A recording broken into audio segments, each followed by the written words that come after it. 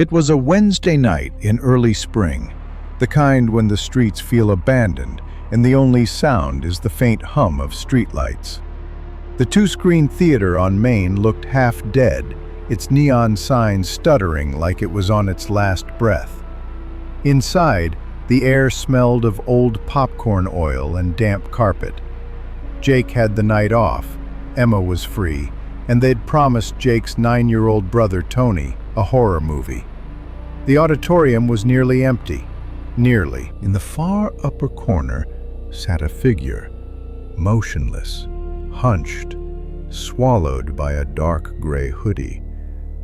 At first glance, it looked like any other lone moviegoer, but the longer Jake's eyes lingered, the more wrong it seemed. The hood wasn't just pulled up, it was drawn so far forward that the shadow inside looked like a hollow cave. No glint of eyes, no shape of a nose, only a suffocating blackness, as though the face had been erased.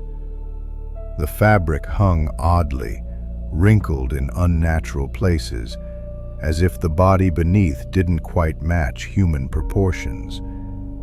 Even in stillness, there was a faint, unnatural tremor to the figure, like the slow breathing of something that wasn't supposed to breathe at all. They took the middle row. The film started, and within minutes, Jake heard it. The faintest scrape of a shoe against carpet, followed by the dry whisper of fabric moving.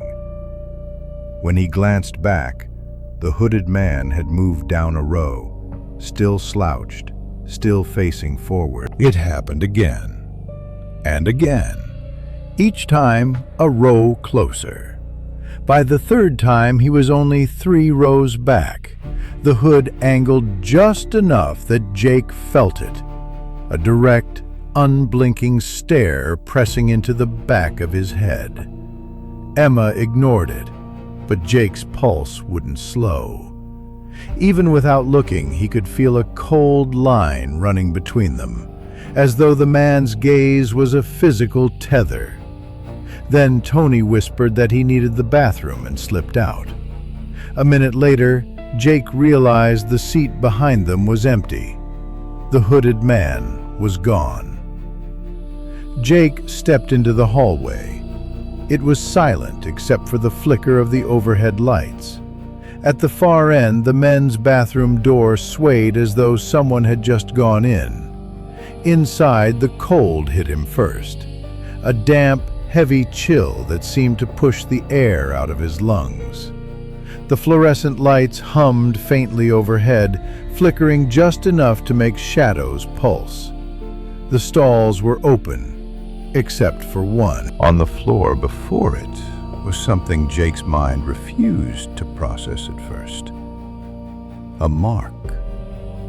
Not just dirt, not just dust, but a perfect human silhouette, as if someone had been pressed flat against the tiles and turned to ash. The shape had horrifying precision, the sharp curve of a skull, the defined arch of ribs, fingers curled like they had clawed at the ground in their final moment.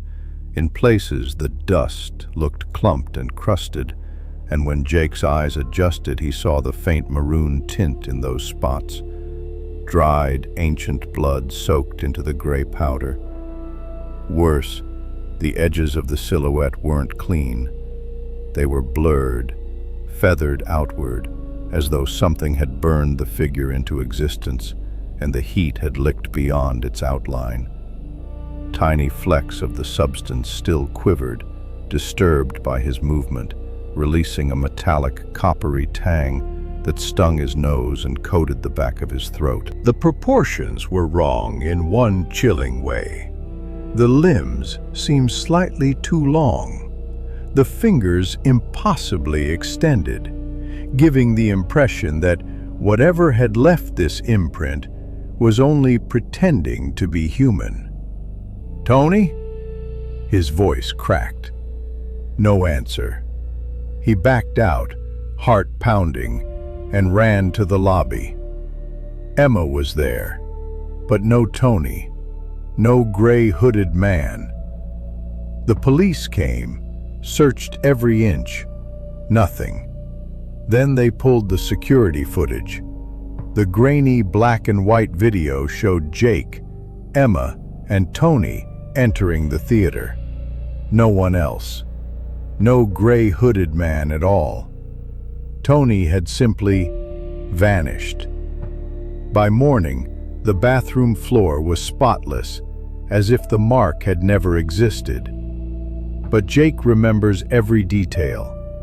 The cold, the smell, the unnatural shape on the tile. And sometimes, in quiet places, he swears he hears the faint scrape of shoes on carpet, drawing closer.